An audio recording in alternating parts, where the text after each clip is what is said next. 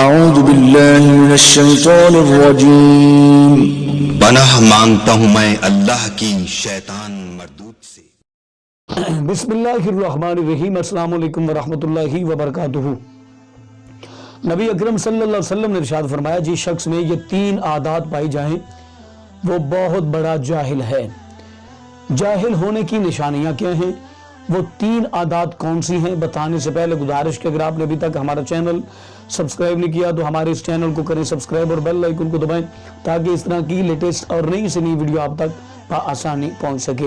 ہم آپ کا شکریہ ادا کرتے ہیں کہ آپ بہت زیادہ محبتوں سے شفقتوں سے ہمیں نوازتے ہیں۔ نبی اکرم صلی اللہ علیہ وسلم کی بارگاہ میں صحابہ کرام رضوان اللہ علیہم اجمعین موجود ہیں، تو میرے آقا کریم صلی اللہ علیہ وسلم نے ارشاد فرمایا صحابہ، جن لوگوں میں یہ 3 عادات پائی جائیں وہ جاہل ہوتے ہیں۔ نمبر 1، وہ شخص جو بات سننے سے پہلے ہی جواب دینا شروع کر دیتا ہے۔ ہمارے معاشرے میں اکثر ہوتا ہے کہ ہم بات سنتے نہیں لیکن اس کا جواب دینا فوراً شروع کر دیتے ہیں۔ نمبر 1، وہ شخص جو بات سننے سے پہلے ہی جواب دینا شروع کر دیتا ہے۔ نمبر 2، وہ ایسا شخص کہ جو بات سننے سے پہلے ہی جھگڑا شروع کر دیتا ہے۔ ہمارے معاشرے میں اکثر اس طرح ہوتا ہے کہ جب بات ایک شخص کر رہا ہوتا ہے، کوئی بڑا بات کر رہا ہوتا ہے، تو اس کے ساتھ جھگڑا شروع کر دیا جاتا ہے۔